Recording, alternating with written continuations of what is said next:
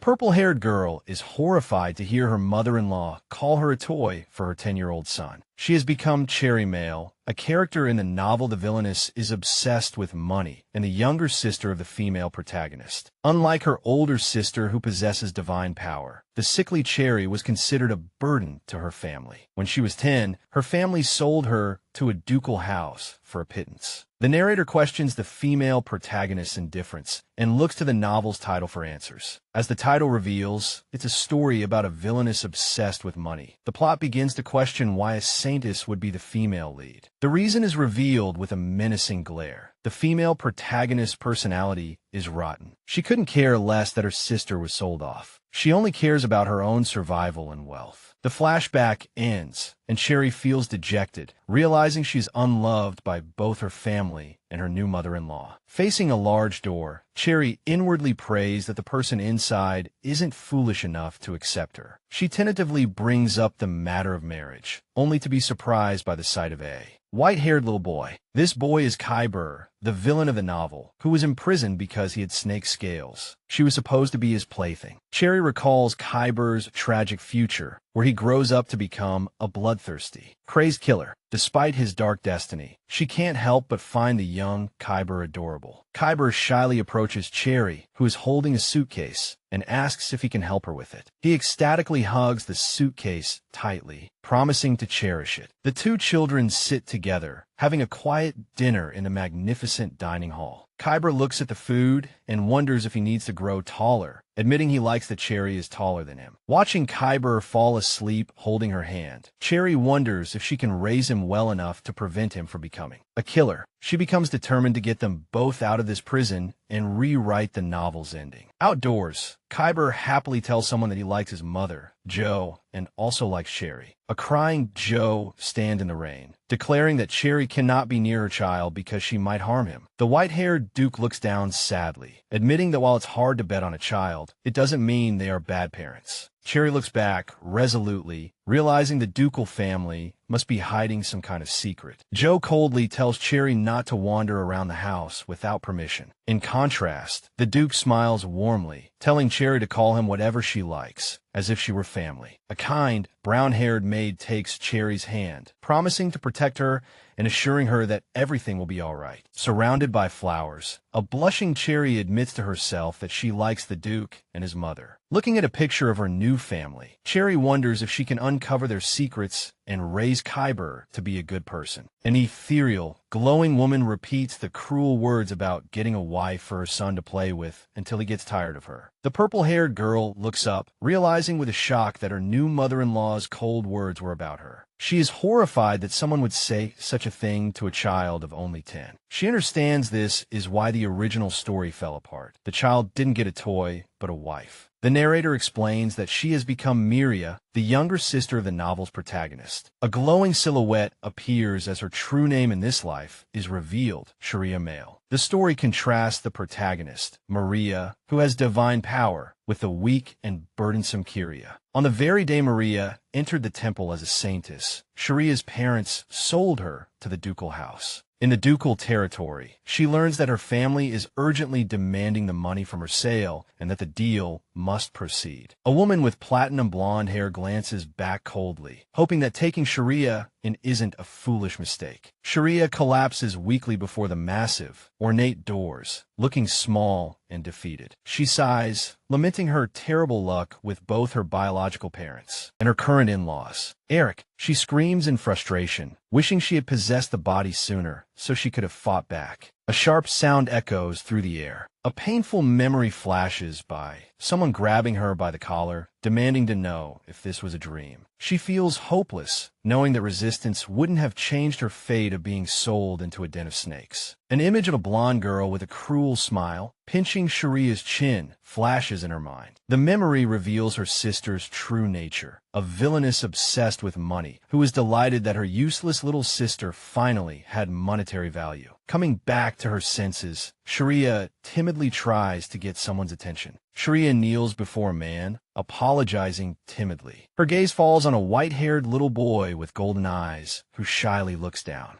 In a moment of recognition, she understands who this child is. She recalls a vision of his future, a crazed, psychopathic villain who would drench the world in blood. The story reveals that because of the snake scales on his body, Qyburn was branded a monster and imprisoned in a remote mansion. Driven by revenge, he eventually murders the entire ducal family, including his wife, Korea. Korea sits on her suitcase, despairing at her fate, trapped with a trashy sister and a husband destined to be a killer. But as she looks at the teary-eyed little Qyburn, she thinks it's okay. A warm, brilliant smile blossoms on her face as she stands up to formally greet the boy. She imagines telling him that without this arrangement, she might have been homeless, a concept he would struggle to understand. Seeing his cute and worried face, Kyria is moved. She decides that since they both ended up with bad parents, they should try to get along. She smiles, realizing with a strange feeling that she now holds the power to decide the character's fates. She begins to speak hesitantly, her voice as faint as a mosquito's buzz. Qyburn shyly walks over to her suitcase and asks if he can help her with it. She agrees, deciding to entrust it to him. Qyburn ecstatically hugs the suitcase tightly. He promises with a brilliant smile to cherish it and runs ahead. Tyrion notices his kindness, while also worrying that his long bangs might make him trip,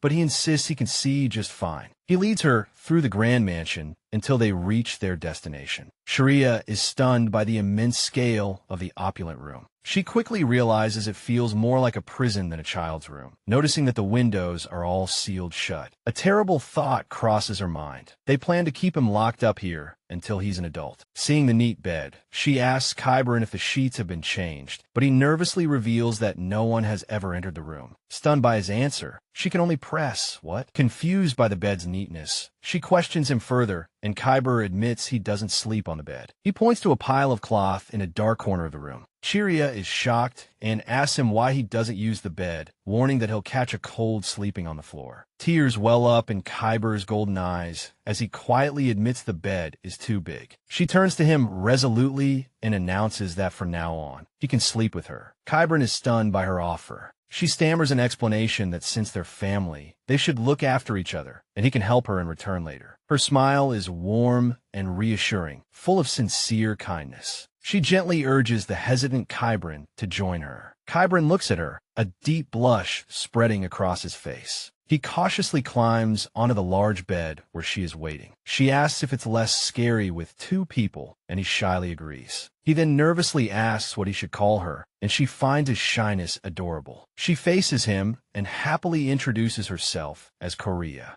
Her full name echoes in her thoughts, Korea Male. Korea responds to him with a gentle smile. Her new mission becomes clear in her mind. Her goal is to raise Qyburn well. The scene shifts, revealing a beautiful, sunny garden full of roses. The magnificent ducal estate stands tall under a clear sky. The next morning, Qyburn wakes up with a confused expression. He sees Korea sitting beside him, letting out a pure and unreserved laugh. Later, Korea struggles to reach a basket on a high shelf, shouting in frustration that she can't get it. She fumes, wondering what kind of mansion has no chef and puts food up so high. As Qyburn nervously reminds her to be careful, she mentally complains that this kind of abuse is unacceptable for a modern Korean. She sighs wearily, wondering how they'll eat today if she can't get the food down. Korea spots a long wooden stick on the floor and gets an idea. A light bulb goes off as she exclaims that she's figured out. She turns to Qyburn with the stick, telling him to catch the basket she's going to poke down. She hands him a large cloth to catch it with and reminds him to be careful. He nervously agrees. Working together, Korea takes aim with the stick while Qyburn waits below with the cloth spread out. The plan works perfectly, and as apples and carrots fall from the basket, Qyburn excitedly shouts that he caught them. Korea takes stock of their haul, listing apples, potatoes, sugar, and carrots. She suggests they can make a stew with some meat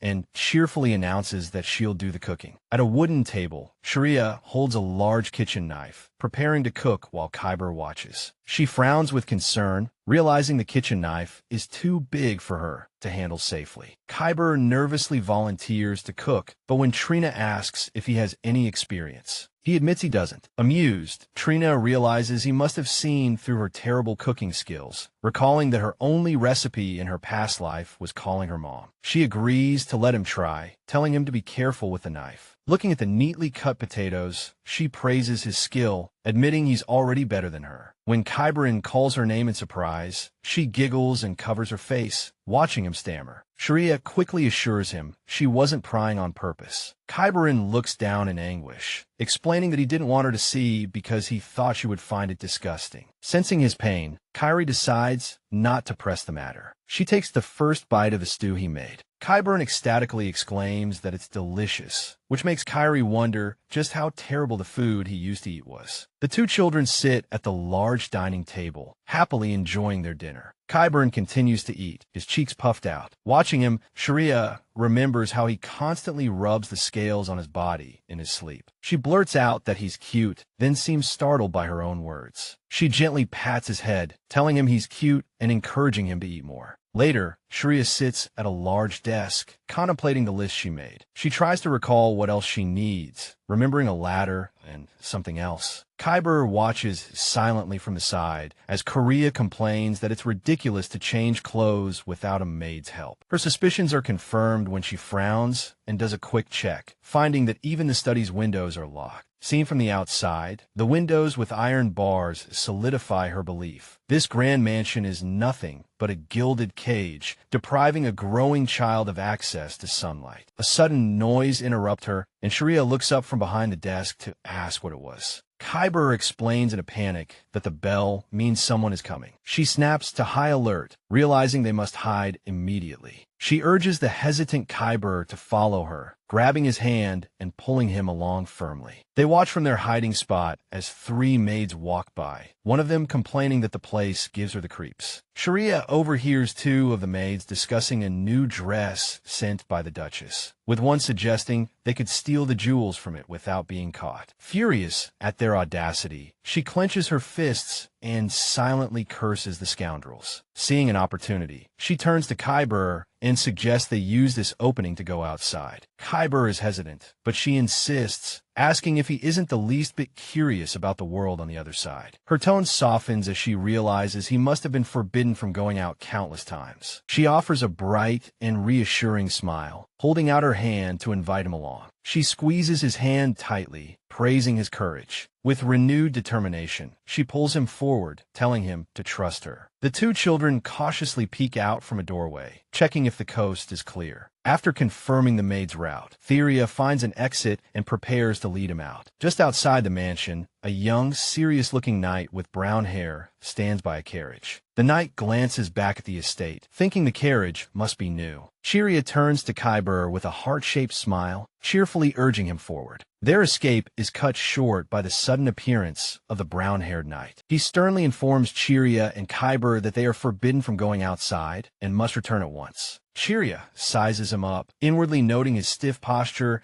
and correctly deducing that he's just a rookie. The young knight stands formally, his expression firm and serious. Tyria calmly hands the list to the knight, telling him to go buy the items. He questions why she doesn't just ask the maids, and she claims the maids are untrustworthy thieves, but the knight dismisses the accusation, saying they were handpicked by the Duchess. Chariot suddenly shoots him a sharp glare, demanding to know if he's calling her a liar. Flustered, the knight decides he must verify her claims and tells them to wait while he investigates, which she coolly accepts. Kyberin and Shreya stand together quietly, watching the knight walk away. The scene shows the grand estate, which is ominously referred to as the Den of Snakes. A flashback reveals Kyber was born with snake scales and a strange, glowing mark on his back. His father, the Duke, had investigated the mark, discovering it was an incredibly complex sealing curse. Since such a curse couldn't possibly be placed on an unborn child, rumors spread that he was a monster sealed by the gods. Tragically, his own parents believed the rumors and imprisoned their son in the mansion. A heartbreaking memory, shows a young Kyber kneeling on the ground, watching as his parents turn their backs and abandon him. Back in the present, Sharia looks at Kyber, sadly realizing this might be his first time outdoors since being locked up. She encourages him to enjoy his freedom now, thinking that anyone else would have tried to escape long ago. Kyber blushes shyly and admits he's already finished looking, much to her surprise. He stammers that the flowers are beautiful and the sky is so bright, marveling at these simple wonders. Then, amidst the blooming flowers, he turns to Chiria and sincerely tells her that she is much prettier. He looks at her, a brilliant, blushing smile spreading across his face, his golden eyes sparkling. Completely caught off guard by the compliment, Sharia panics, struggling to find the right words. Her surprise melts into pure joy, and she bursts into a bright, teary laugh. Their peaceful moment is shattered by the panicked screams of a maid, who swears she didn't do it. The maid collapses to the ground, desperately pleading her innocence to an unseen accuser. The brown-haired knight stands before her, revealing that the jewels missing from Theria's dress were found among her belongings. He announces that the Duchess will be informed and the maid will be punished for her crime. Watching the maid clasp her hands and beg, Chiria thinks sarcastically, what great acting. Her gaze is suddenly drawn to the unique golden embroidery on the maid's uniform. The knight recognizes the temple's crest on the maid and, after apologizing for the scene, instructs the children to go back inside. As they walk away, Kyria asks about it, and Kyber explains that the people from the temple are always like this. He reveals they deliberately caused trouble just to torment his mother. The Duchess. Kyria recalls from the original novel that the pressure from the temple played a huge role in Kyber's tragic fate, not just his parents' neglect. She remembers the novel ended abruptly, but she's certain Kyber never had a happy ending. While he suffered, her sister, the protagonist, and the temple would only grow more powerful and influential. A wave of anxiety hits her as she worries that by getting involved, she has already sealed her own doom. Noticing her unease, a concerned Kyber gently asks what's wrong. She pushes aside her dark thoughts and reaches out to pat his head comfortingly. She gives the surprised Kyberin a brilliant smile, saying that since they are husband and wife, he can tell her anything. She looks at him with new resolve, deciding her mission is to raise Kyberin to be a good person. If she can do that, she hopes he will grow up to be a kinder person. As he blushes from her gentle touch, night falls, and in the empty, lonely room, Kyberin sleeps alone in the large bed. A faint rustling sound is heard as Triria stands by the sealed window with her back to the room. In her lace-gloved hands, she holds a pile of sparkling gems, diamonds, and colorful magic stones. With a coolly satisfied expression, she thinks to herself that the maid's theft actually saved her the trouble of getting the gems herself. A small character thanks the readers and directs them to the website. A promotional banner encourages readers to visit the website for more content. She takes inventory of her treasures, the diamonds the maid tore from her dress, and the magic stones she pried from the kitchen lanterns. Believing these stones are the key to their escape, she stares at the window and recalls information about magic from the novel. The story explained that artificial blue magic stones are fragile in the presence of diamonds and cause a small explosion when they break. Staring at the terrace, Sharia thinks about her plan to break the window and escape with a rope. She clarifies to herself that it's not time to escape immediately. The first priority is to secure an escape route and then wait for the right moment. She's thankful that maids rarely enter Kyberin's room, but worries if her lace gloves will be enough to withstand the explosion. She takes a deep breath, tells herself to be calm, and clutches the gems tightly in her gloved hand. Gazing at the barred window, she steels her resolve, knowing she can't raise Kyber in a prison like this. With a flash of bright light, she smashes the magic stone with a diamond, triggering an explosion. A flashback shows a young Kyberin being told by an adult that the outside world is too dangerous for him. Little Kyberin silently looks up at the woman beside him. The woman, his mother, assures him she will find solution. In another painful memory, his parents have their backs to him, and his father coldly calls him a burden. In the empty room, little Kyberin sits on the floor, clutching a hand mirror. He looks into it with tear-filled eyes, his reflection full of sorrow. The memory ends with a decree to isolate the young lord, and a scene shows a little girl standing before a sealed, thorny gate. The Duke's shadow looms over the kneeling Duchess as she begs them to wait a little longer. Back in the present, a startled Kyberin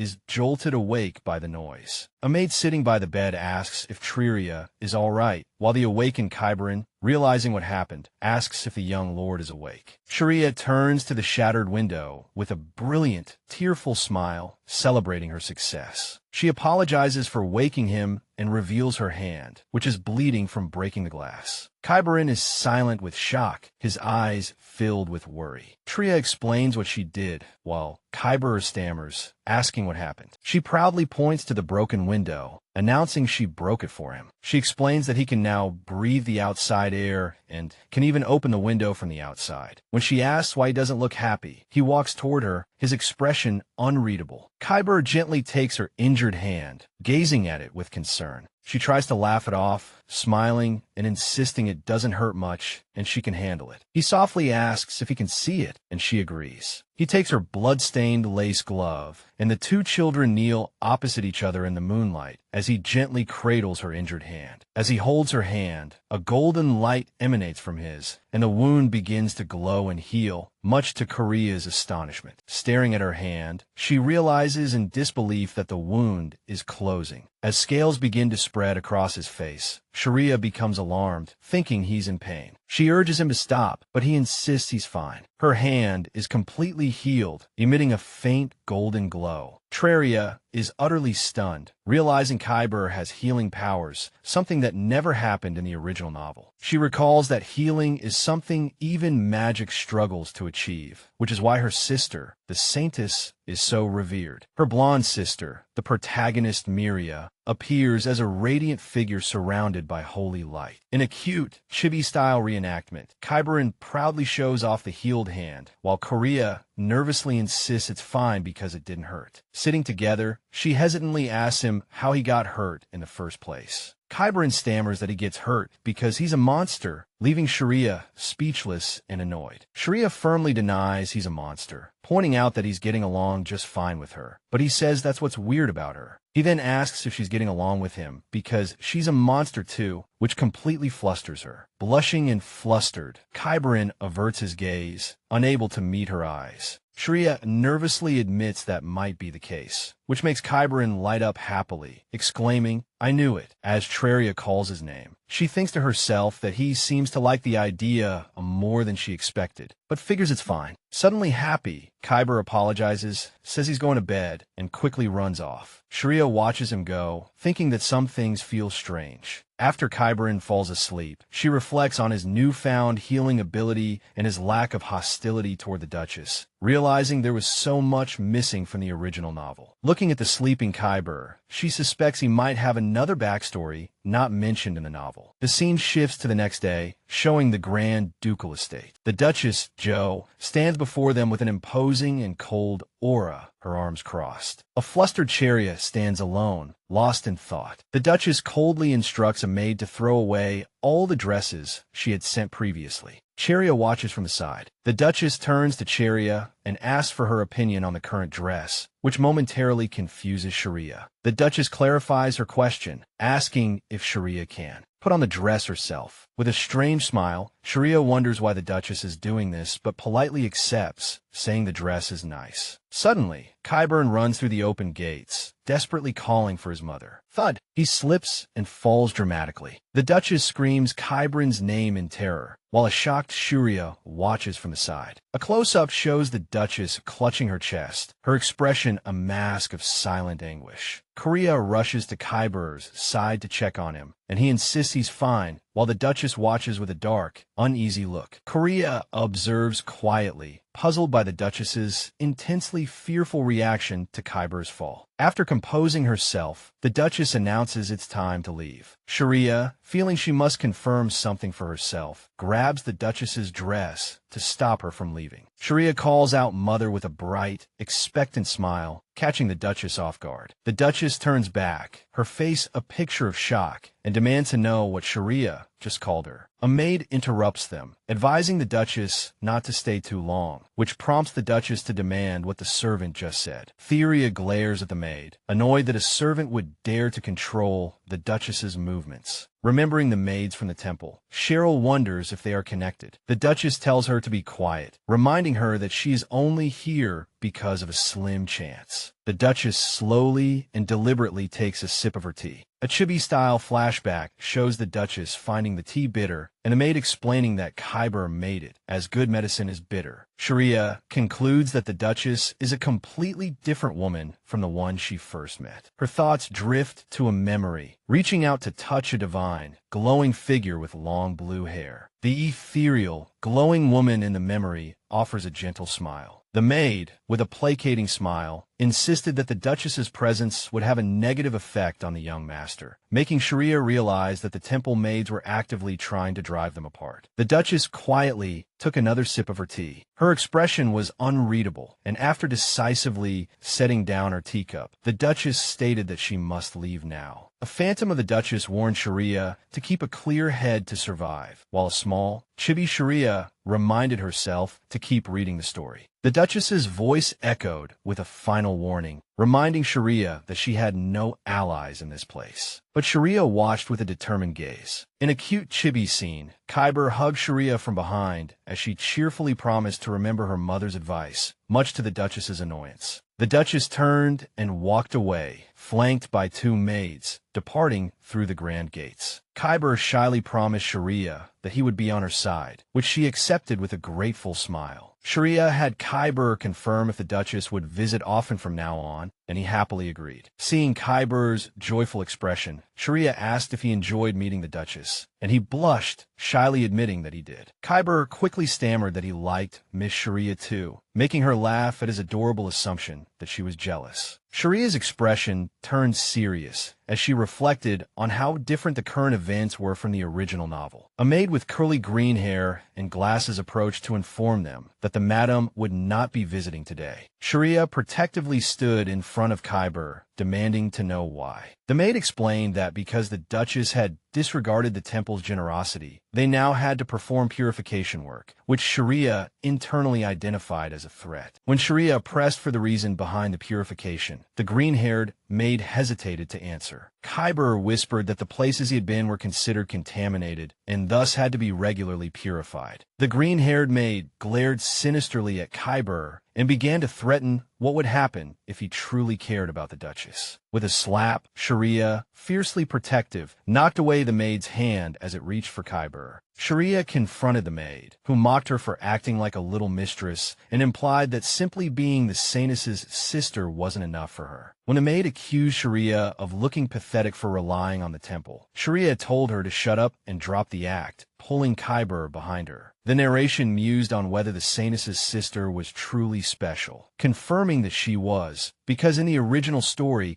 Sharia was born with a natural repulsion to divine power. Realizing she felt no divine power from the maid, Sharia dismissed her as nothing, leaving the maid sputtering in anger and disbelief. Sharia took Khyber's hand and turned away from the fuming maid. She thought to herself that based on everything she had witnessed, she could finally make a guess. She concluded that the temple was manipulating Khyber to control the ducal family, recalling that they were the ones who first labeled him a monster. Sharia decisively told Khyber it was time to go and led him away from the scene. As they walked down the hallway together, Sharia reflected that the original story never mentioned the temple actively sending people to drive a wedge between Khyber and the Duchess. Flustered, Sharia insisted she didn't know either, while Khyber looked at her curiously. With a silent nod, Sharia's expression shifted to one of quiet determination. She believed that for Khyber to thrive, they had to leave, but worried that two children couldn't outrun the temple or expose its corruption without proof. Sharia directly asked to surprise Khyber if he wanted to leave the estate, causing him to stammer, unsure how to respond. A brilliant idea struck Sharia, and she broke into a bright, confident smile, a plan already formed. Night fell over the grand ducal estate, setting the stage for their escape. Sharia stood alone in the quiet estate, confirming that everyone had left and all escape routes were secure. She laid out the plan. While everyone was asleep, a mysterious fire would start in the first-floor kitchen. Then they would wake up to inexplicable smoke and flames, giving them the perfect excuse to escape from the second-floor bedroom window. Sharia wore a self-satisfied smile, clearly proud of her seemingly perfect plan. Her confidence wavered as she realized she had overlooked a major problem. She realized with dread that the problem was their alibi required them to jump from the second floor. Just as she was worrying about the plan, Kyber appeared silently behind her, calling her name and startling her. Kyber, now in white pajamas, nervously held a thick rope, confirming he was ready. He reported that he had set up the marbles and diamonds to collide with a pull of the rope, earning praise from Sharia. Sharia and Kyber stood together, gripping the rope with determined expressions. With a mighty swing, Sharia smashed the end of the rope against a large window. The impact triggered a series of bright explosions of fire, shattering the glass. Flames erupted from the window, illuminating the night. The two children stood before the path, cleared by the flames, their escape route now clear. Satisfied with the result, Sharia announced she would go down the rope first. She told Kyber she would catch him with a blanket and to be careful. Under Kyber's steady gaze, Sharia gripped the thick rope tightly, preparing to descend. With a determined look, she began to climb down the rope. Silhouetted against the high walls through the smoke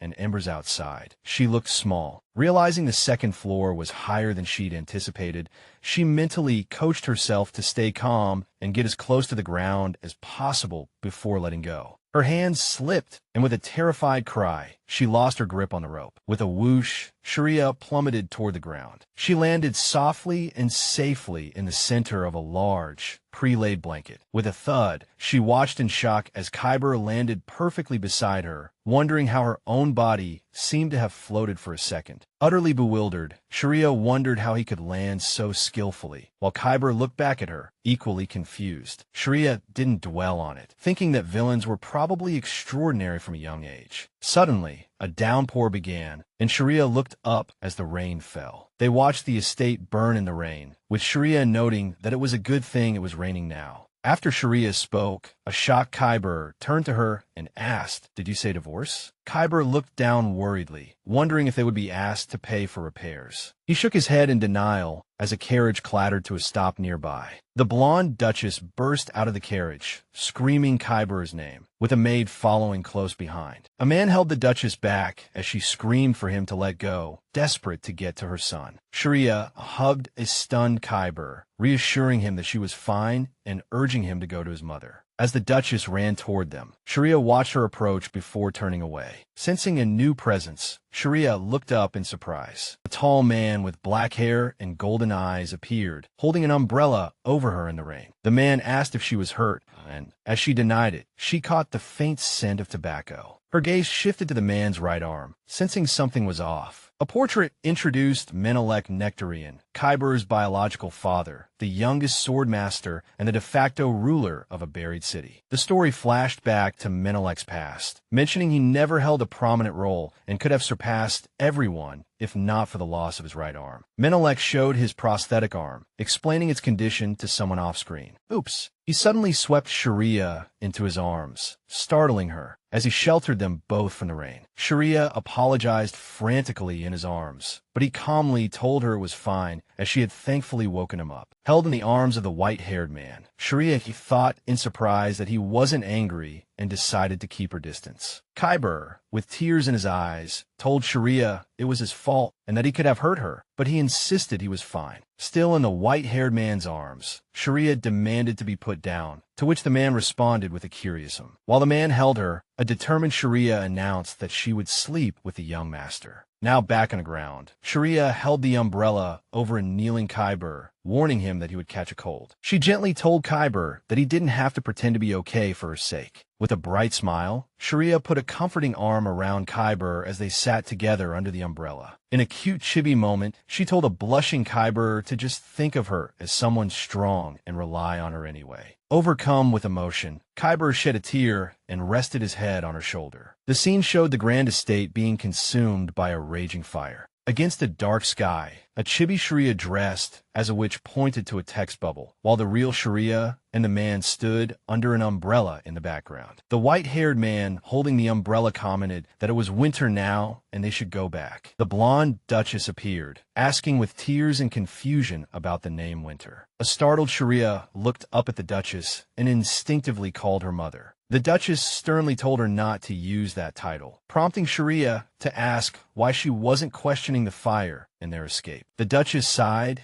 and coldly reminded Sharia that she was bought and they were not equals, telling her to save her questions for later. Inside the carriage, the white-haired man sat across from Sharia and Khyber. Sharia gazed out the carriage window at the burning ducal estate. The glow of the fire faded as they moved further away. The man explained that the Duchess, Winter, was traveling separately because the temple had warned that her presence would worsen Khyber's condition. He clenched his fist, speculating that since the temple had always looked down on them, it was probably all a lie. He struggled with lingering doubt, admitting it was hard to bet his child's life on the chance that the temple might be telling the truth. Sharia listened quietly, reflecting that their difficult circumstances didn't make them good parents. She admitted to herself that she couldn't see through this Duke, as an image of the white-haired man relaxing appeared. Realizing the characters were more complex than in the novel, she watched the carriage speed away. Looking out the window, Sharia announced they were almost at their destination. As she caught her first glimpse of a massive, brightly lit estate, her eyes widened in surprise. The carriage arrived at the main gate of the new, palace-like estate, where servants were unloading crates. The Duke informed the children that they would be leaving the capital soon. He explained to a confused Sharia that by taking Khyber out of the estate, they had broken their contract with the temple. He revealed the contract's terms. The temple would only assist with the cure if Khyber remained confined and they stayed in the capital under surveillance. The Duke added that the temple wanted to send a sacrifice to determine if Khyber was truly a monster. The terrible truth flashed through Sharia's mind. She wasn't sent as a plaything, but as a sacrifice. Feeling betrayed by the novel's author, Sharia asked the Duke why he was only revealing this to her now. The Duke dismissed her question, saying she wouldn't understand. As she internally scoffed at being treated like a child, a small chibi Sharia appeared with a promotional bubble, while below, the Duke led the children to their carriage. The Duke placed his hand on Khyber's head, which emitted a soft glow. Sharia offered to help dry the Duke, addressing him as Your Grace, and silently noted the tension between him and his son. With the carriage ready, the Duke and Sharia waited at the entrance of their new residence. After the Duchess arrived, the Duke instructed a maid named Mara to take Sharia inside to wash up. Sharia watched the Duke and Duchess talk, agreeing that this was the best outcome, as the Pope would never have sent the saintess to them anyway. Her eyes widened in shock as she thought that, given her sister's personality, she would have refused to come regardless. A radiant vision of the saintess, Miria, appeared, with the Duke kneeling piously before her portrait. As Mara led her away, Sharia mused that the divine power might not have recognized Khyber's scales as a disease in the first place. Entering a beautiful room, she recalled that the adult Khyber in the original story was described as having no scales. She wondered how his scales disappeared without her sister's divine power. With a clatter from the balcony above, the maid Mara smiled warmly at Sharia. Mara apologized for not being there sooner, explaining that maids who didn't belong to the temple were forbidden from entering the old estate, which surprised Sharia. Touched by Mara's sincere concern, Sharia realized this maid must know she was sold to the family. Overwhelmed, Sharia mentally agonized over her potential crimes as an arsonist and the absent saintess's sister, while Mara praised her for staying by Khyber's side. Mara gave a kind smile, promising Sharia that she would be with her from now on. An emotional Sharia listened as Mara encouraged her to eat well and regain her strength. Mara explained that Sharia would sleep with Khyber tonight, but would have her own room starting tomorrow. With a cheerful smile, Mara promised to bring them cocoa soon. As Sharia waved goodbye to the departing maid, an ecstatic Khyber called her name. Khyber's face was alight with pure, radiant joy as he clenched his fists in excitement. He excitedly told Sharia that his mother said he never had to go back and asked if she could do anything, which confused her. A close-up showed Khyber's unique golden eyes shimmering with hope and excitement. He marveled internally at how Sharia had set a fire just to go home, a thought that completely baffled her. As they stood together, Sharia grew pensive, wondering why no one was questioning the estate fire. She continued to ponder the strange silence surrounding the fire, thinking that even a cover-up would still raise questions. Lost in thought, she wondered if she was truly in the clear, when Khyber, calling her name, broke her reverie. Khyber energetically protested that he wasn't sleepy at all, while an exhausted Sharia internally lamented her fatigue. Tucked into a large bed together under the moonlight, Sharia decided to tell Khyber a story. She began a bedtime story about a worker ant, which Khyber listened to with wide, curious eyes. Her story described the ant's grueling work schedule, which only seemed to confuse Khyber. The story took a dark turn as she recounted the ant's exploitation and muttered about how she herself was treated like a joke. Looking distressed, she ended the gloomy tale by hoping the worker ant would find happiness in its next life, which worried Khyber. As the story concluded, Sharia drifted off to sleep, her face peaceful. In a dreamlike state, she recalled her past life, remembering who she was before becoming Sharia. Her peaceful memory was shattered by a sudden, startling thought. Wait. She struggled to recall her original name, as Khyber seemed to float out the window while holding her. The next morning, Sharia woke up in a sunny room, feeling heavy and itchy, wondering if she had been bitten by bugs. Khyber greeted her, standing by the bed, and asking if she was finally awake. He asked if she slept well, adding with a smile that he thought he fell asleep during her story. Khyber nervously insisted her story was interesting, but Sharia looked unconvinced. He then informed her that his mother was calling for her and had something to say. Suddenly feeling unwell, Sharia apologized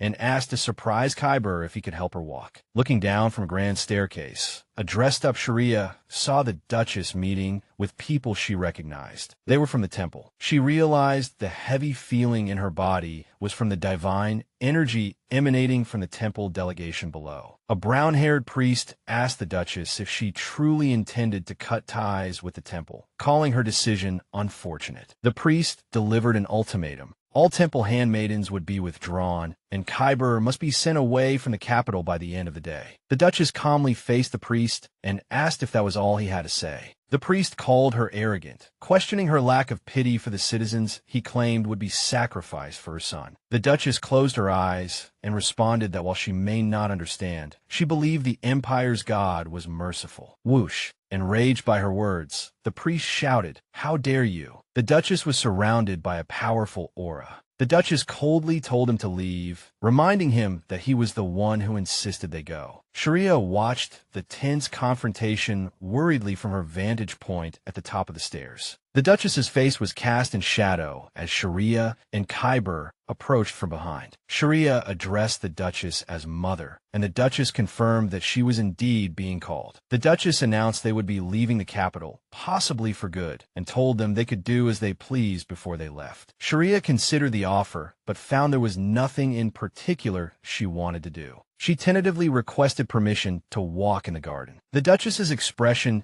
softened as she told Sharia that one doesn't need permission to walk in their own home. Her words left Sharia completely stunned and speechless. The Duchess led the way with her maid, and Sharia and Khyber followed silently behind. Flustered, Sharia realized the novel had completely misled her about the Duchess's character, and that she was now truly a member of the family. She found Khyber peeking from behind a pillar and asked what he was doing. He explained that he was memorizing the temple priest's face. He vowed to teach them a lesson when he grew up, a sentiment that made Sharia smile, finding him admirable. With a cold yet sweet smile, Sharia's thoughts turned dark as she declared her intention to kill them. Khyber looked back in alarm, but Sharia quickly told him that was going too far, determined not to let him go down the path of a villain. When Khyber questioned her, Sharia explained that it would cause huge trouble if he, the young master, killed a priest. Khyber revealed he had overheard the priest cursing his mother to die, which angered Sharia at their cruelty. Her expression hardened as she thought that maybe it would be fine as long as no one found out Khyber was the killer. Coming to her senses, Sharia quickly told Khyber absolutely not, deciding that was a problem to consider when he was older. Thankful she hadn't been swept up in his anger, Sharia changed the subject, asking Khyber to show her the garden. Khyber hesitated, asking if Miss Sharia was sure she didn't want to see her family, which made her pause for a moment. Seeing her walk ahead, A happy Khyber promised to lead the way for her. He thought to himself how cute she was. As they walked, Sharia suddenly felt strange, finding it odd since she was sure all the temple priests had already left. A wave of dizziness made her stumble, and Khyber rushed to support her while she insisted she was fine. Sharia's thoughts spiraled as she worried that her new in-laws might reject her if her illness was serious. Outside a grand estate, a desperate voice was shouting Miss Sharia's name.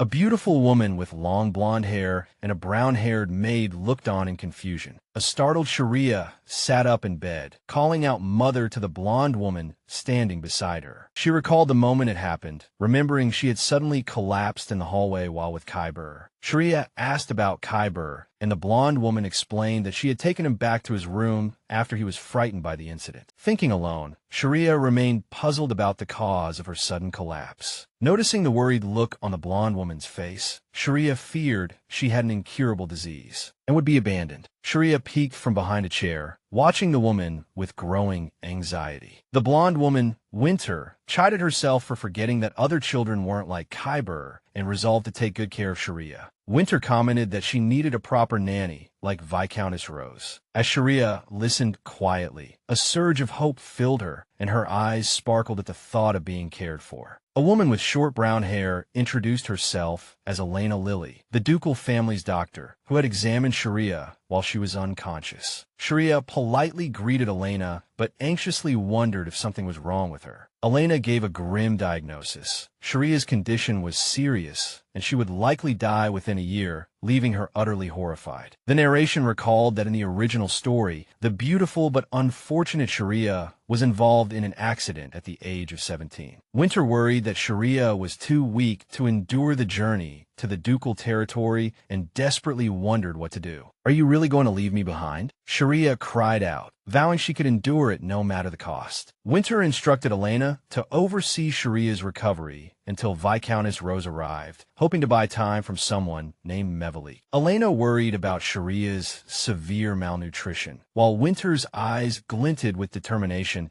as she considered the inevitable pressure from the temple. Sharia overheard their conversation and realized with a heavy heart that her poor health was causing trouble and extending their stay. Winter gently reassured Sharia, telling the little guest not to worry too much about the current situation. Seeing her downcast, Winter announced it was time for dinner and invited a grateful Sharia to join them in the dining room. Elena excused herself to check on Khyber first, explaining that she had promised to update him on Sharia's condition. As she left, Elena added that she would ask Khyber about Sharia's food preferences, which made Sharia feel completely overlooked. Sharia clutched her dress, a mix of anxiety and sadness welling up inside her. Whoa! Suddenly, a pair of hands lifted Sharia from her seat. Held gently in Winter's arms, the little girl was carried through a shower of flower petals. Khyber and Elena hurried down the hallway after them, desperately calling Miss Sharia's name. Khyber, in tears, pleaded with Sharia not to go to heaven, which baffled her. A cute chibi illustration showed Sharia sleeping in Winter's arms while Khyber watched her, a thought bubble with a skull appearing over his head. Lena smiled awkwardly, wondering how her explanation of Sharia's condition had led Khyber to think she was dying. Elena revealed that Khyber had overheard their earlier conversation about her grim prognosis, which shocked Sharia. As Winter carried her into the grand dining room, Sharia thought that it was impossible for him to have heard. She reasoned that Khyber's room was too far away, and the servants would have stopped him from eavesdropping anyway. Pushing the thought aside, Sharia's attention turned to a more pressing, immediate concern. Sitting at the table, Sharia stared in disbelief at the 3 large plates of food set before her. Stunned by the enormous portions, she noticed Winter made no move to stop her, continuing to sip her drink calmly. As she stared at the plates, a brilliant realization suddenly flashed through Sharia's mind. At the lavish dining table, the blonde Duchess smiled as Sharia expressed her appreciation for the delicious steak. The Duchess told a content Khyber that he needed to eat well to get better soon, while a lively Sharia asked if there would be more food. A hand offered Sharia some pills, explaining that she would need to take medicine for a while. A panicked Khyber insisted that Sharia couldn't go to heaven because there wouldn't be any good food there. Sharia promised to try, taking a sip from her cup, feeling uneasy that everyone was treating her as if her days were numbered. Sharia asked if she could visit the garden she had missed earlier, and the Duchess unexpectedly suggested they have afternoon tea together later. Sharia and Khyber were tucked into bed together, lying awake in contemplative silence. Sharia recalled her walk in the garden with Khyber earlier, realizing the Duchess had been watching them from a distance the entire time. Lying in bed, she considered that as the mistress of the ducal family, her mother must be very busy. Turning to Khyber, Sharia said that his mother seemed to be a good person after all. She reevaluated her poor first impression.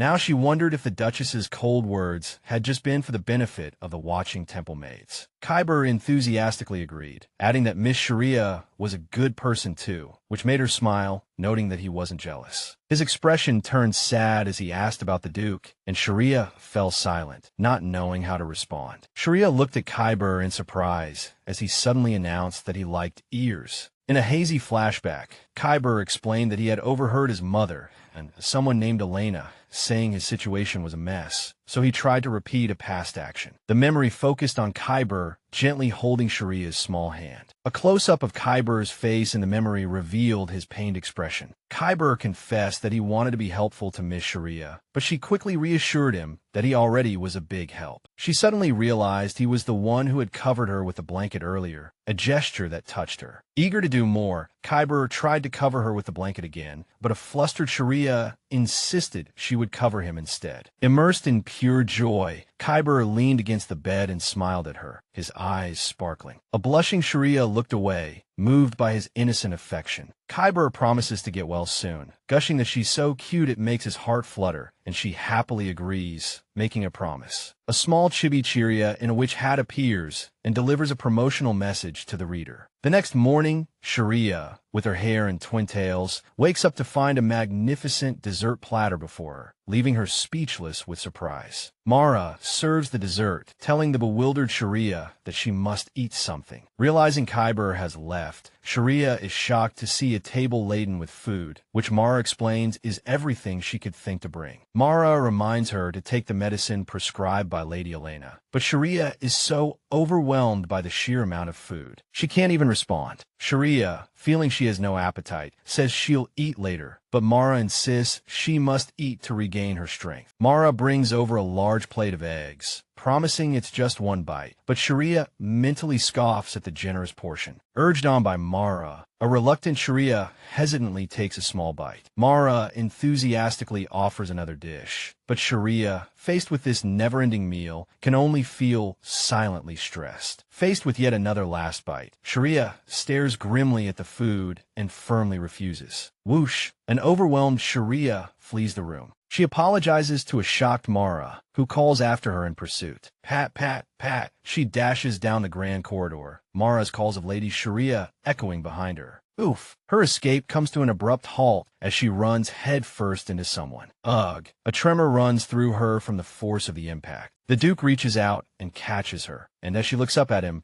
she's surprised to find the usual scent of smoke is gone. A breathless Mara runs up from the end of the hall, calling for Lady Sharia. Seeing the Duke holding Sharia, Mara explains that the girl must eat a little more. The Duke looks down at the pouting Sharia and finally understands the cause of the commotion. He calmly tells Mara that he will take care of her and dismisses the surprised maid. Mara reluctantly agrees. After Mara leaves, the Duke, holding Sharia, apologizes to his little angel in his thoughts with a gentle smile. The Duke tells Sharia she doesn't have to force herself if she doesn't want to eat, though she feels a little guilty knowing Mara was just worried. He carries her away, explaining that forcing herself to eat when she's sick will only make Mara worry more. Now, in another room, Sharia's attention is drawn to an ornate butterfly crest on the furniture. The camera pulls back to reveal a luxurious and sun-drenched study. The Duke breaks the silence, asking with a serious expression if this was his mother's study. He turns to Sharia, his eyes filled with a dark and intense emotion,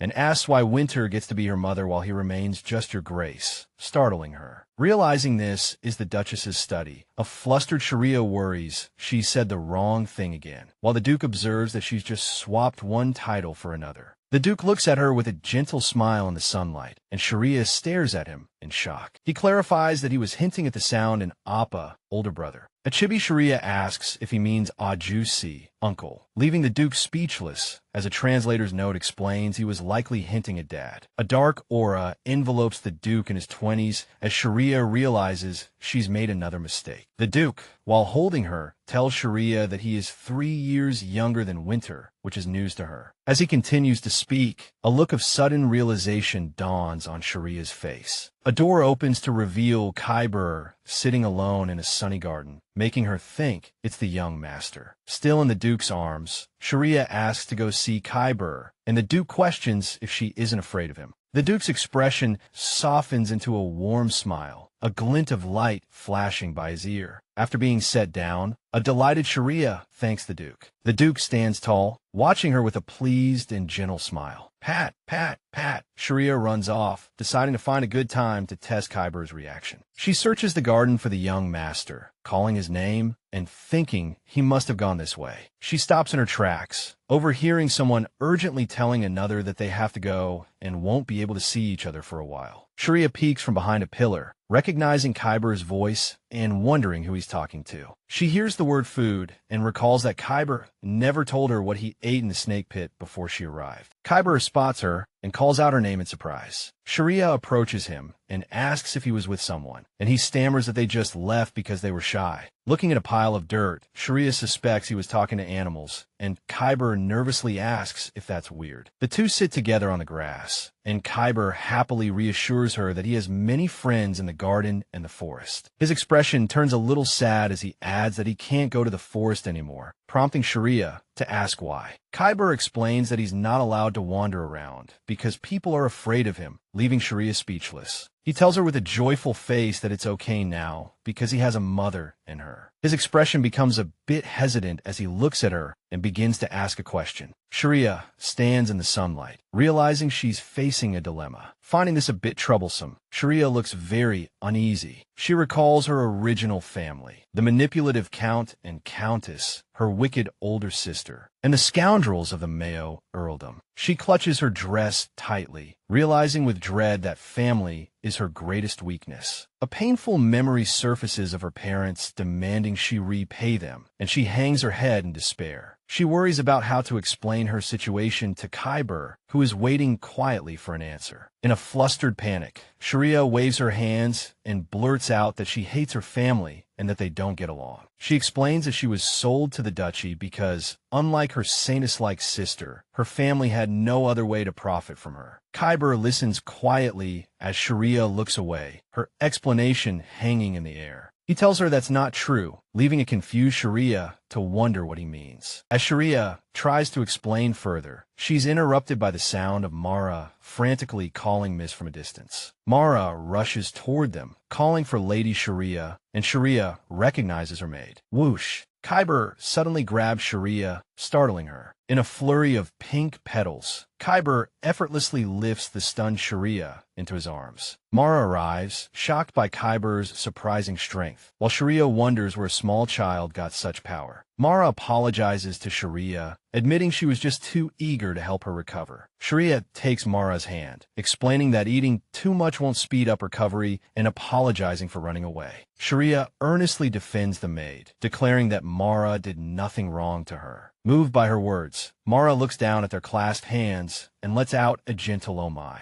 A grateful Mara thanks Sharia, her face glowing with happiness. The grand and sunlit ducal mansion stands proudly, revealing a gorgeous and sparkling new room. Sharia stares in awe at the beautiful and sunny bedroom prepared for her. Mara asks if she likes it, and a delighted Sharia exclaims, "I love it." Sharia pumps her fists in excitement, feeling pure thrill over her wonderful new room. A horrified Mara covers her mouth, suddenly worried there might be cockroaches. Mara realizes oh dear, there shouldn't be cockroaches in the room, and wonders what the Mayo earldom did to a lovely lady like Sharia. A flustered Sharia, feeling she's told Mara too much, tries to downplay her past, but Mara gently calls her my lady. In a warm glow, Mara hugs the surprised Sharia from behind. Mara beams at Sharia with a comforting smile, assuring her that everything is all right now. In a dark reflection, Sharia realizes she is only possessing the original Sharia's body, and the traumatic past she described was all too real for her. Struck by this realization, her eyes well up with crystalline tears. She clutches her chest, overwhelmed by the emotions of borrowed memories. Lying in bed later,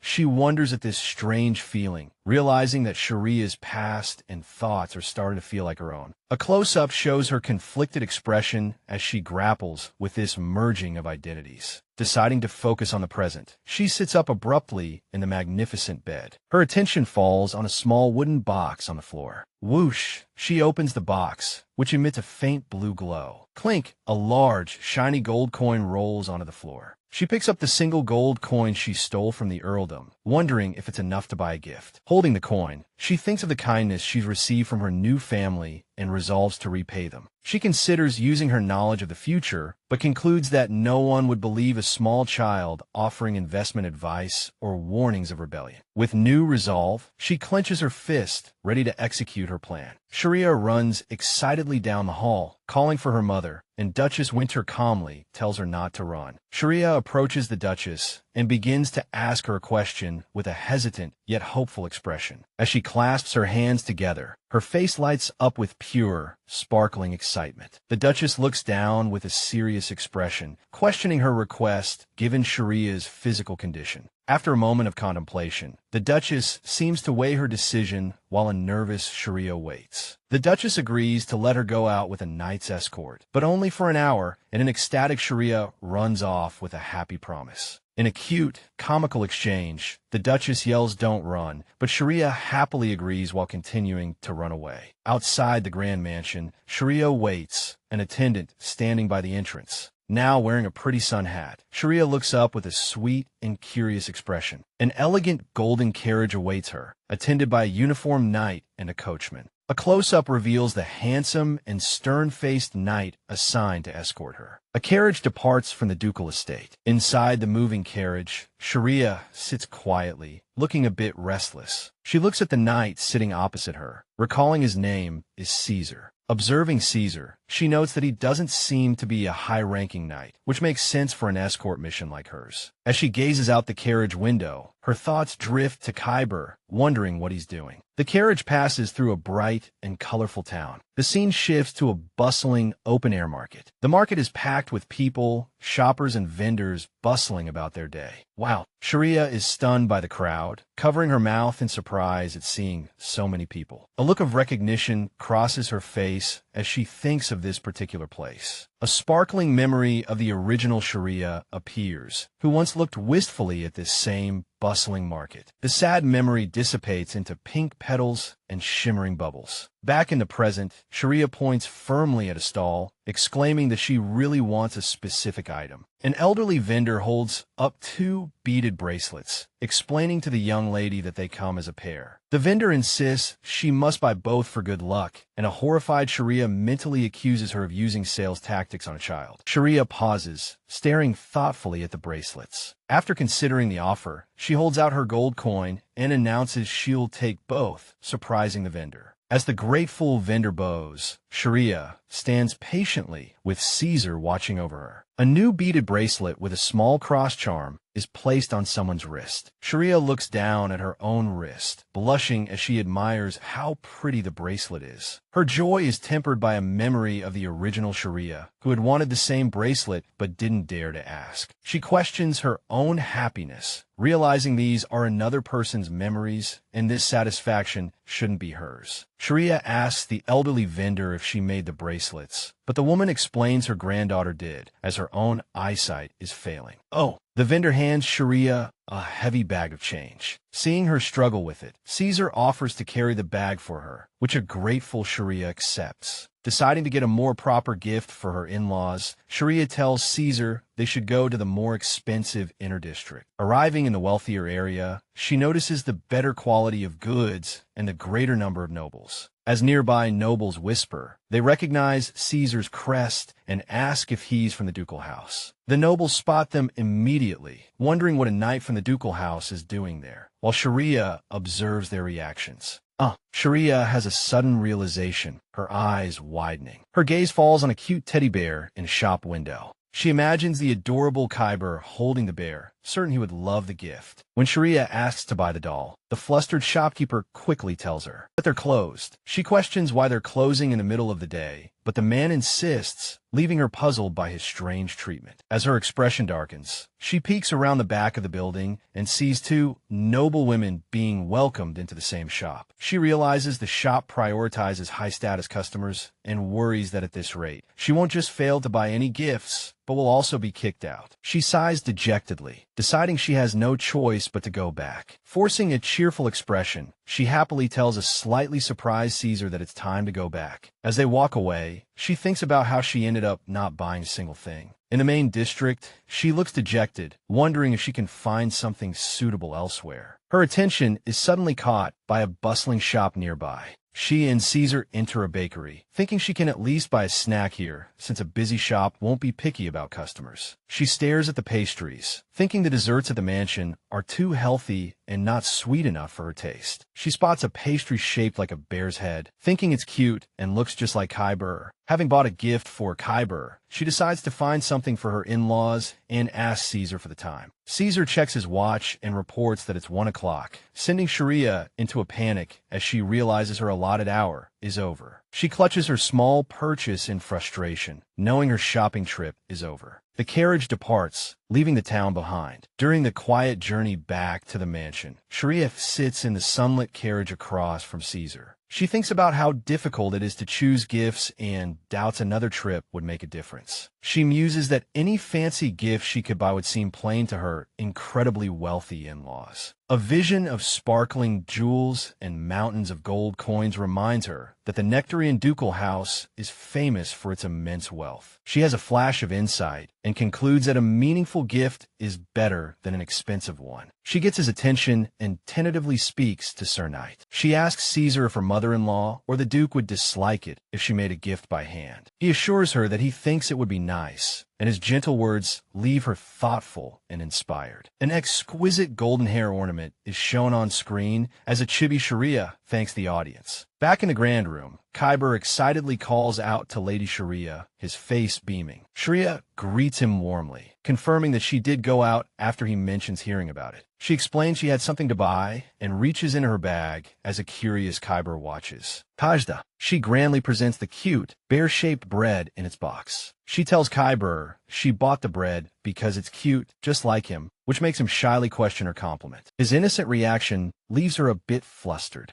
As Khyber's golden eyes sparkle, she hesitantly confirms her statement. She encourages him to take a bite, saying the little bear looks as biteable as he does. He picks up his fork. The fork sinks into the soft bread. A sudden bloody vision, thorny branches, flashes through someone's mind. The dark vision continues with what looks like blood dripping onto the ground, as a terrified Khyber now thinks he really wants to take a bite. Sharia screams internally, realizing his interpretation of take a bite is much darker than she intended. She reflects on the experience, wondering if the bakery's unusual concept is why it's so popular, and realizes she wants to show him this rotten world. Shaking off the morbid moment, she decides now is not the time and calls out to him again. She presents him with another gift, that exquisite and ornate hair ornament. The narration explains that unlike her older sister, Sharia was locked in an attic, sitting alone in the dark. During her confinement, her only hobby was making intricate knots. In a memory, a young Sharia gives Khyber a handmade golden tassel, promising to give him a more expensive gift when she's older. His hands gently take her delicate, handmade gift. Khyber blushes happily, insisting that he loves her handmade gift very much. The scene transitions to a beautiful image of pink flowers and fluttering ribbons. In an exaggerated memory, Khyber dramatically vows to treasure the gift until after he dies, which Sharia finds a bit extreme. Sharia tells Khyber she won't be mad if he just wears it a few times and throws it away. Khyber recalls that his father, the Duke, said the same thing and then sulked for a long time, making Sharia realize the Duke is easily offended. Running into the sunny garden, Sharia calls for her mother, getting Winter's attention. Winter notes that she's late, and Sharia explains she was just giving a gift to the young master. Winter asks with a knowing smile if Sharia thought of getting her a gift too, and Sharia nervously agrees. Sharia takes out the two simple beaded bracelets, explaining it's all she could afford for now. She offers the bracelets to Winter, promising to get her something better next time. Winter tells her they should each wear one, which shocks and confuses Sharia. As Winter puts on one of the bracelets, she is framed by beautiful yellow flowers, and Sharia thinks she looks stunning. Sharia marvels at how the cheap beaded bracelet looks like precious jewelry on her mother. Sharia happily notes that it looks like they chose couple bracelets, but Winter is unconcerned with such trivialities, pointing out they're just different colored beads. The Duke approaches, thinking that emotional appeals don't work on Winter, who looks up and asks why he's here. The white-haired Duke arrives, and Sharia recognizes him as he asks Winter why she's there. He overhears Sharia explaining that she bought gifts and gave one to her mother. The Duke,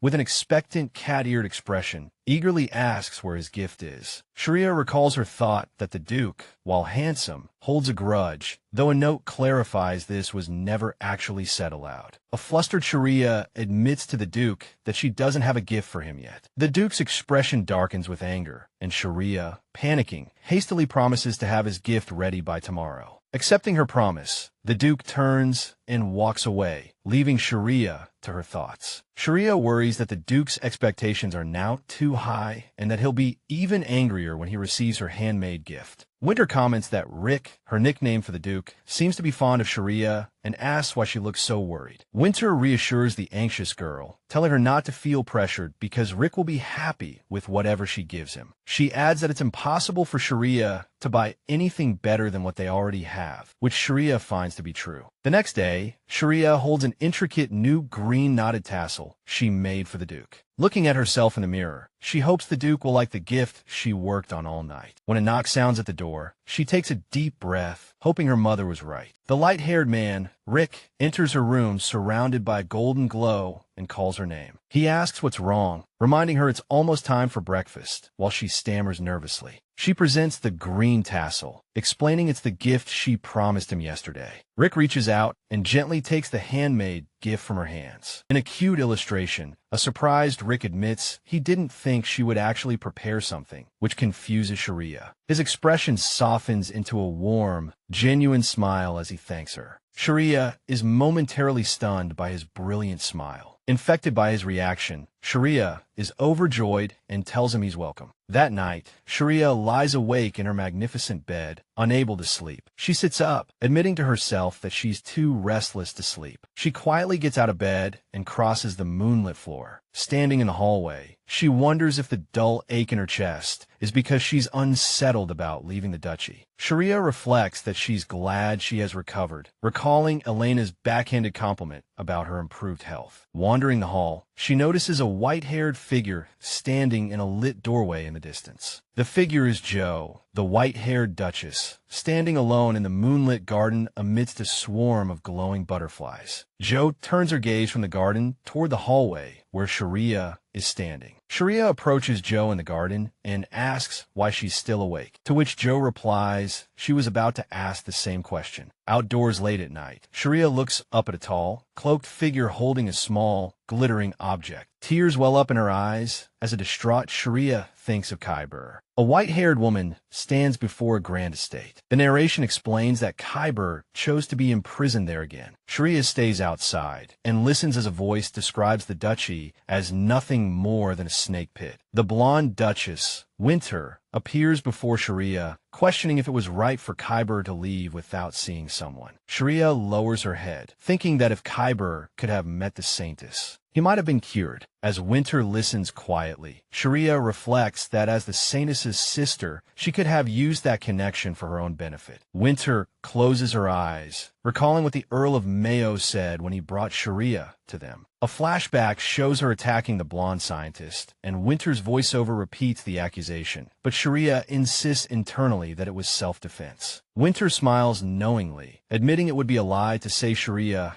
hadn't entertained such thoughts from the beginning. Surrounded by a shimmering blue aura, Winter declares that if they acted like the Mayos, they would be no different. Winter explains to Sharia that while she considered taking the Saintess by force, Kyber said it would be futile. She continues, telling a confused Sharia that Kyber believes only a monster of the same kind can heal a monster. A horrified Sharia recalls claiming her attack on the Saintess was an accident and realizes Kyber might have interpreted it completely differently. A cartoon version of Sharia and a blonde girl share a look of confusion over Kyber's meaning. Whoosh, Winter, holding a glowing object, declares that collecting monsters is a better option than dealing with the temple. Winter vows that once the thing on Kyber is gone, the temple is finished, and there will be no more scolding or reliance on the Saintess. A memory of the happy ducal family contrasts with a dark vision from the original story, a crazed Kyber killing them all. Back in the present, Winter looks down at Sharia with concern, asking if her fever has risen again. Sharia recalls that Winter is a strong woman who never hesitates to show her gentle side. When Winter suddenly kneels before her, Sharia gasps in shock. Winter kneels and looks up at Sharia with a serious expression. She admits she's surprised, as she had expected Sharia to ask to be sent to another family, which stunned Sharia. Sharia looks at the Duchess with pure adoration and tearfully declares, "I like you, mother." Sharia hugs Winter tightly, calling her the most beautiful person she's ever seen, and Winter comments that she sounds just like that Rick fellow. Winter asks Sharia to keep making her happy once they reach the duchy, and a happy Sharia agrees as they approach the Grand Mansion. The scene shifts to a daytime view of the beautiful and stately duchy. The grand gates open to reveal maids preparing for their arrival. That person, a man with long, golden brown hair, asks Yelena who the little girl is, and Yelena explains this is Sharia's first time meeting her. Yelena introduces the person as Viscount Rose, Kyber's former nanny, who rushed to the duchy without rest after hearing of his return. As a maid gushes about the delicate lady who traveled alone, a skeptical Sharia watches. A chibi Sharia questions the maid's comment, and the maid reiterates that the person cares deeply for Kyber. Sharia thinks to herself that's not what she meant. Clearly confused by the description, she turns away to think about the person as the scene shifts to a cluster of red roses. A vision of a handsome, long-haired man kneeling beside Kyber makes Sharia doubt the term delicate lady. A determined chibi, Sharia shakes her head, trying to clear her confusion. She reminded herself not to be swayed by prejudice or judge a book by its cover. However, after seeing the man's chiseled, masculine face, she couldn't help but think that he didn't look like a delicate lady at all. The man, Viscount Rose, stepped forward to greet Elena. Elena welcomed Viscount Rose back, and he smiled, saying the duchy was like his second home. Elena introduced Sharia to him and announced that Viscount Rose would now be in charge of her care as well. Sharia nervously introduced herself, wondering why Elena saw this person so differently than she did. Viscount Rose smiled gently and greeted Miss Sharia, but she felt a flicker of suspicion toward him. As he said he looked forward to being in her care, his eyes glinted with an ominous red light. A cute, chibi Sharia wearing a witch's hat, surrounded by thorns. Thanks the audience for reading. Viscount Rose greeted Sharia, while she lamented internally that a character like him had never appeared in the original story. As he looked down at her with a smile, she thought that such a stunningly handsome man could never be just a minor character. Noticing his eye color had changed, she wondered if he was even human, while Yelena told him to be careful on his way. Viscount Rose gave a confident smile and promised he would. A flustered Sharia wondered why the Duke looked so different in her eyes. Lena decided she should look away to avoid suspicion and told someone named Elena she was running back to her room. A man with long, golden brown hair and red eyes, Viscountess Rose, held a small piece of jewelry and gave a cold smirk. Sharia thought that once they reached the duchy, she and her new nanny would be together almost all day. As the Duke walked away, Sharia wondered what to do now. Oh, Sharia exclaimed as a hand suddenly placed a small crown on her head. Sharia looked up in surprise at the Duke, who was holding a small, ornate box in one hand, with his other hand on her head. When Sharia asked why he was there, the Duke explained that Yelena had told him her location and that he had something to give her. The Duke handed the ornate box to a speechless Sharia. He called it a gift and explained it was in return for the tassel she had given him earlier. He thanked her, but then looked puzzled, asking about the key that was supposed to come with the box. Sharia was horrified to learn the key hadn't been made yet and wouldn't be delivered until next year, thinking they had to be kidding. Sharia quickly forced a smile to thank him, saying she would look forward to next year. The Duke accepted her thanks, and Sharia comically noted his momentary hesitation, pondering her father-in-law's sharp perception. The Duke remained silent, his expression thoughtful. He told Sharia to report immediately if she felt unwell during the journey, and she nervously agreed. He explained that for someone with a weak constitution like hers, spatial teleportation could cause severe dizziness. Sharia smiled brightly, insisting she was much better now and telling him not to worry. In a chibi panel, the Duke looked unconvinced, thinking it should be simple for her to report any discomfort. The light-hearted moment was fleeting as, in a cold and gloomy setting, Sharia suddenly clutched her body, pale and looking very ill. In the carriage, Elena noticed Sharia was sweating profusely and asked if she was all right. Sharia forced a smile, reassuring Elena she was fine and blaming her condition on nerves from her first long carriage ride. The narration mentioned that Viscountess Rose had been staring at her intently for some time. Sharia was furious when she found Viscountess Rose smirking at her. Elena reminded her that the Duchess had ordered them to stop if she or Khyber felt unwell, making Sharia feel cared for. Viscountess Rose suggested that he and Khyber get some fresh air, and an excited Khyber invited Sharia to join them. As they left the carriage, Sharia told Khyber there was something she wanted to ask him. She clarified that her question was specifically about Viscountess Rose. Sharia frantically asked Khyber if he also saw Viscount Rose as a burly, blonde man, and if he saw his eye color change. She fumed internally, wondering why the Viscount kept staring at her. Feeling her previous questions were too strange, she simply asked Khyber who on earth Viscount Rose was. With a strange sound effect, a vision appeared of Viscount Rose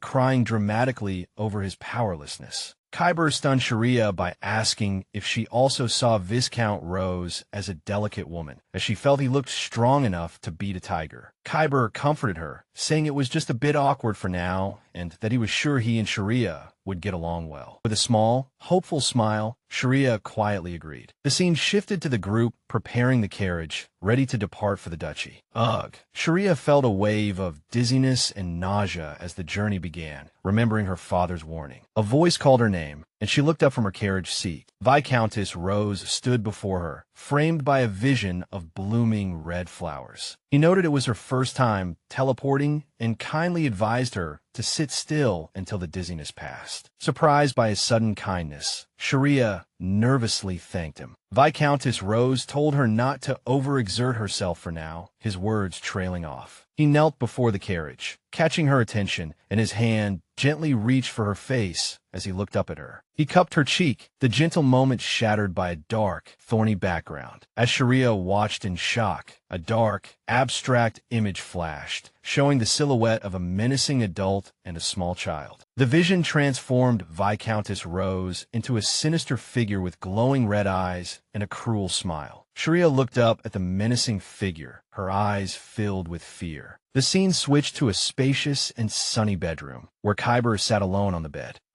A sick Sharia lay in bed, lamenting that she was bedridden as soon as she arrived at the duchy. She recalled the unsettlingly close encounter with Viscount Rose, thinking that just hearing about him made her stomach churn even more. Sharia thought at least she was glad she didn't throw up, just as Khyber concernedly asked if she was okay. Sharia reassured Khyber she was much better, blaming her illness on her first teleportation, and asked if he felt the same. Khyber looked away flustered, admitting he felt dizzy too, and Sharia noticed he couldn't meet her gaze. Sharia watched Khyber from her bed, wishing she wasn't sick, so she could explore the ducal mansion. Against a backdrop of white flowers, an ornate, sparkling ornament with a blue snowflake at its center was shown. The narration explained that the ducal mansion was called Crescent Castle, surrounded by the Crescent Forest, a place known for being infested with monsters where subjugation teams were often sent to eliminate them. Lying in bed, Sharia recalled Winter's words about gathering monsters for Khyber, and a memory of the Duchess came to mind. She sat up and asked Khyber if he remembered her telling him she was a monster too, which startled him. Khyber shushed her, promising to keep her secret, leaving a confused Sharia to wonder what he meant. He swore he wouldn't tell anyone and told Sharia earnestly that she must never be locked up like he was before, stunning her. Her eyes widened as she internally processed his unexpectedly serious and protective reaction. They continued to hold hands in the warm sunlight, surrounded by flowers. Sharia decided she would embrace her identity as a monster as well, smiling as she thanked Khyber. As they held hands, Khyber smiled gently and began to recall something his former nanny used to say. In a flashback, his nanny, Viscount Rose, tells a young Khyber that only a monster can heal another monster. A thoughtful Sharia finally understood, connecting Viscount Rose to the phrase and concluding that he must be a monster too. Later, Mara happily noted that Sharia's appetite was excellent, much better than when she was at the townhouse. Sharia agreed enthusiastically, eager to regain her health and explore the duchy, which impressed Mara. She was determined to recover quickly so she could be ready for whatever schemes Viscount Rose was planning. As Sharia ate with gusto, Mara relayed Yelena's advice that she should start taking short walks today. Click! Mara suggested a walk around the castle with Viscount Rose,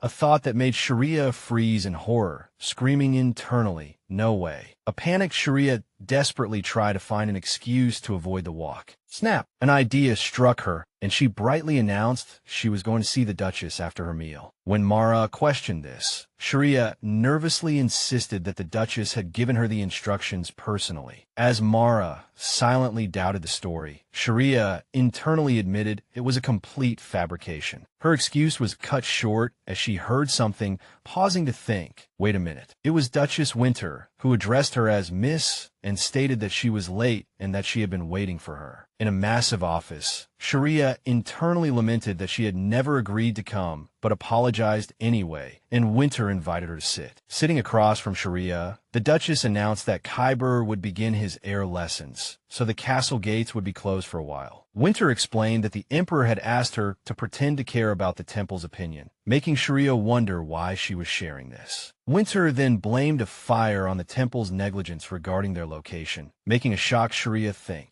didn't I start that fire? A sepia-toned memory showed her and Khyber watching the flames from outside a burning building. The Duchess framed it as a fortunate accident where Sharia saved Khyber, allowing her to bring them both home. Isn't that right? Winter asked, her gaze locked on a stunned Sharia, who was slowly processing this new version of events. The Duchess sat elegantly at her desk, surrounded by ethereal blue flowers. Sharia recalled her past self walking toward a shining gate, believing a gentle push was all it would take. Her memory conjured an image of the happy family that could have been, with Winter, the Duke, and Khyber reunited. Back in the office, Winter explained that the Emperor's swift approval had sped everything up. Look, said the Duchess, prompting a curious Sharia to lean over the large desk. On the desk was an official document bearing new names: Kyria Estella Nectarian and Kibrin Basilius Nectarian. She had been adopted. The Duchess smiled knowingly, asking if Sharia really intended to be called Miss Forever. Sharia clutched the document, where she was declared Khyber's wife and the new young Duchess. Winter clarified that while the paperwork was done, the wedding would wait until they came of age, as a simple, cheap ceremony for minors was unacceptable. A single tear fell from her eye, reflecting the weight of the moment. As the Duchess asked for her understanding, Sharia could only stare at the document in stunned silence. Sharia quietly asked if this was because of Count Mayal, catching the Duchess off guard. She questioned the urgency of the name change, recalling a certain dangerous man who disliked her connection to the Mayal name. A dark vision flashed through her mind, a shadowy man with a sword standing over a white-haired woman with her eyes closed. Winter calmly asked if what Sharia said was correct. Sharia looked up at her mother and firmly stated that she had acted of her own free will. Sitting before Winter, Sharia asserted that her actions were her own decision and choice. Sharia gave her mother a warm, genuine smile, and Winter, visibly moved, shed a tear while recalling a happily smiling young Khyber. Winter dismissed Sharia's heartfelt explanation, claiming she didn't understand and was just speaking the truth. Winter stood and announced she had things to do, turning to leave as Sharia watched. The narration revealed Winter was going to see Viscountess Rose, and Sharia was horrified at the thought of seeing him again. A panicked Sharia grabbed Winter's sleeve, begging to go with her and promising to be quiet, desperate to avoid Viscountess Rose. With a sparkle in her eye, Sharia admitted the place was unfamiliar, but that she felt safe by her mother's side. Sharia pleaded to postpone the meeting with Viscountess Rose until she was healthier, worried about what he might do, and Winter considered her plea. A hint of a smile appeared on Winter's face as she repeated Sharia's words about feeling safe by her side. Winter agreed to let her tag along, but insisted on silence, and a delighted Sharia clenched her fists and promised enthusiastically. During a formal meeting, a man reported that frequent monster attacks required additional troop support, even suggesting the Duke's personal intervention. He explained that powerful monsters were a vital source of precious red magic stones, which were superior to those made by mages and had various uses. A bag full of sparkling gold coins illustrated the immense profits involved. Listening to the meeting, Sharia began to doze off in her chair. Sharia drowsily thought that while the discussion was interesting, she was struggling to stay awake, blaming it on the after-effects of teleportation. Winter glanced at the sleepy girl with a sharp, concerned look. The scene blurred as Sharia finally fell asleep next to her mother at the conference table. Half asleep, Sharia slumped in her chair, letting out a confused "huh?" Duke Rick was now sitting beside her, looking down at her with a gentle, warm smile. Sharia woke up to see the Duke, who apologized for waking her. While trying to be quiet, she looked down in surprise to notice a white robe draped over her shoulders. Smelling the pleasant scent on the garment, she realized it was her mother's. Touched by the thoughtful gesture, Sharia happily thought that Winter was the best. As the Duke walked away in the background, the Duke's hand gently placed a large red bow on Sharia's head as a gift. Adjusting her new bow, Sharia asked where the Duke had been. He casually replied that he was out playing, which sent Sharia into a silent rage at the thought of her hard-working mother. The Duke encouraged Sharia to explore the castle, which had much more to see than the townhouse, but she seemed hesitant. When Sharia asked if it was okay to wander alone, the Duke assured her it was, but humorously warned her to avoid Viscountess Rose. The Duke paused his writing and asked Kyria to wait a moment, piquing her curiosity. Kyria watched with a questioning look as the Duke continued to write at his desk. He handed her a simple, hand-drawn map of the estate in case she got lost, marking where Khyber had his lessons and where the artifacts were stored. He pointed to an area on the map, explaining that it was the room where Khyber had his lessons. He then pointed to another area on the map, identifying it as the artifact storage. In a cute aside, he added that there was also an exhibition hall full of expensive things he thought she would like, making Sharia wonder if her love for money was too obvious. Sharia took the map and thanked him before setting off to explore. She turned and pushed open the large, ornate doors to leave the room. Map in hand, Sharia walked down a sunlit hallway. After consulting the map, she decided her first destination would be Khyber's classroom. Sharia thought irritably about the classic romance fantasy trope of an abusive tutor, comically imagining Khyber being beaten by a shadowy figure. Arriving before a grand door, she wondered if this was the place and decided to tell her mother if she found anything amiss. Peeking into the room, she heard a man's voice expressing gratitude. The man explained that someone named Nina had recovered thanks to the herbs the young master recommended, making Sharia wonder who Nina was. The man added that Nina had come to him on her own, which made Sharia realize Nina was likely an animal, not a person. Sharia paused at the door, contemplating what she had just heard. Yikes! She yelped as Khyber suddenly appeared and grabbed her by the collar. Remembering Khyber's sharp hearing, Sharia panicked internally, insisting she wasn't eavesdropping with ill intent. The man in the room looked down at Sharia and recognized her as the young master's fiancée, stunning her. A voice praised someone, commenting that she was as lovely as the rumors said. A smiling man with neat, dark hair and a formal suit greeted Sharia warmly. Up close, he introduced himself as Baron Daniel Dawson, Kyber's new history teacher. Sharia introduced herself, thinking the Baron seemed kind, but her thoughts were cut short by confusion. Her confusion stemmed from noticing the Baron's worn-out, tattered clothes and shoes. In a moment of shock, Sharia imagined Kyber attacking the Baron and concluded that he was the one being abused. Shaking off the absurd thought, she wondered why a Baron would look so shabby and glanced between him and Kyber. She internally speculated whether gambling or loan sharks were the reason for his shabby appearance.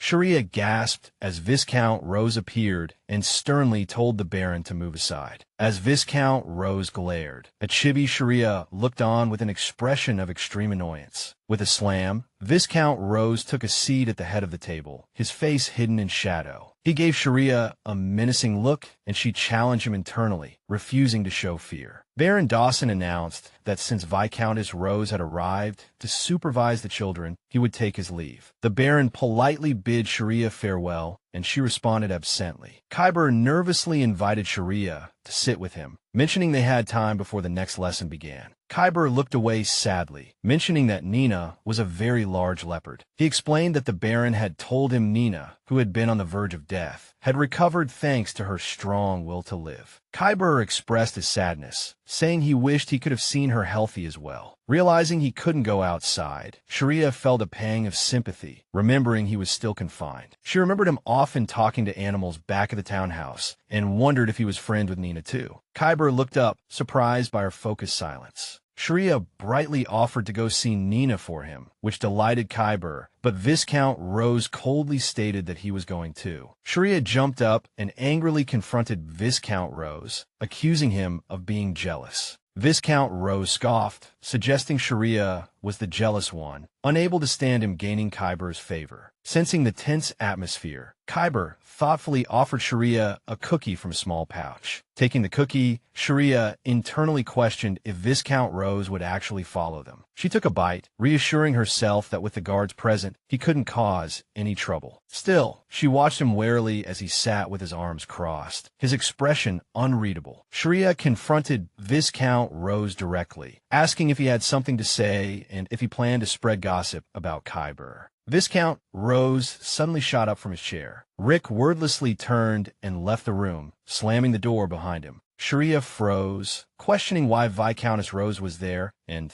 Kyber suggested she was there to check on him. As snow fell outside, the narration mentioned that winter in the duchy came much faster than in the capital. Noticing Kyber's flushed cheeks, Sharia asked if he got cold easily. He looked down shyly and said yes, and a thought bubble from Sharia declared him too cute. Kyber admitted the cold made him sleepy, and Sharia playfully compared him to a snake. Sharia laughed happily, surrounded by a vision of white flowers. She told a surprised Kyber that she felt like a cute monster and was happy to be with him. A soft, warm blush spread across Kyber's face. As he smiled gently, Sharia mirrored his expression, her own face flushed with a happy, content smile. The scene switched to winter reading with Kyber, asking about the Baron's lessons. Whoosh! The pages of the book seemed to glow with importance. The camera focused on elegant, handwritten script, the contents written in the book. A close-up showed Sharia's eyes widening in surprise at the contents. As Sharia looked on, a contrast highlighted two different handwriting styles, Mevelrick's script and Kyber's script. Sharia realized Kyber's handwriting was identical to his mother's, a detail that seemed to bother her. Kyber explained that this room used to hold many stone tablets, piquing Sharia's curiosity. He added that while the tablets weren't fun, they were valuable, making Sharia wonder what made them so important to him. A thought formed, they should go see them. Knock, knock. Sharia went to a door and asked Kyber if they could go inside. Kyber announced it was time for his next lesson, ending their time together for now. Holding a letter, Sharia said cheerfully that she would be going then, and Khyber agreed. She left the room, descending a stone staircase into a bright hall. Arriving at a grand and unguarded library, Sharia was surprised by the lack of security before cautiously calling out. Her eyes fell on two massive stone tablets leaning against a desk, covered in dense text. She ventured further into the ornate, purple-hued room, drawn to the mysterious tablets. Examining the strange script, she wondered if it was some kind of code listing dislikes for rudeness and lies. A voice from behind asked if she was there for a tour, startling a small, chibi Sharia. A well-dressed man with glasses and gray-blue hair appeared in a holy glow, introducing himself as the manager of the artifact storage. Sharia introduced herself, and the man noted that she reminded him of someone. He smiled and told her to call him Emil, asking if she had found anything interesting. Sharia pointed to the stone tablets, which he identified nonchalantly with a friendly smile. Emil explained that the text was not an ancient script. As she read the text on the tablets, she fell into a state of utter shock, which listed personal preferences like likes glasses and hates lies. In extreme confusion, she wondered why she could read the text without any difficulty. Emil told her to forget the tablets and come see something more interesting. He turned and walked away, offering her a jewelry box containing a beautiful, sparkling bracelet, explaining it was an artifact. In a cute flashback, Emil recalled the Duke entrusting him with a bracelet, explaining that it was supposed to bring joy to others. He offered to show her around, but as Sharia agreed, her gaze was drawn back to the glowing tablets with a look of unease. She had a sudden realization that if the text wasn't ancient, then no one else should be able to read it. Back in the study, Khyber shyly suggested they could read the tablets because they were that, leaving Sharia with a question mark over her head. As they sat together, Sharia asked if he meant they were monsters and if he could read the tablets too, to which he stammered yes. She touched her cheek, admitting she was just a fake monster and wondering if the text belonged to those things. Khyber said he didn't know, but the fact that she could read it too sent Sharia into deep thought. She considered that while it made sense for Khyber to be a genius in the original story, it didn't explain why she, a transmigrator, could also read the mysterious script on the tablets. A new thought struck her, bringing a contemplative look to her face. Could the reason she could read it be because she was a transmigrator? With a bright, closed-eye smile, Sharia told Khyber she was glad he could see it too, admitting she initially thought something was wrong with her eyes. Khyber shyly said he felt the same way. He glanced at Sharia from the sofa, imagining a happy, grown-up Sharia playing with him in a sunny field, his heart clearly filled with warmth for her. Khyber radiated pure joy, surrounded by sparkling white and green flowers. Sharia was silent for a moment. Feeling his happiness, she said aloud with a bright, joyful smile that she was so happy to hear that. A chibi Khyber announced his lessons for the day were over and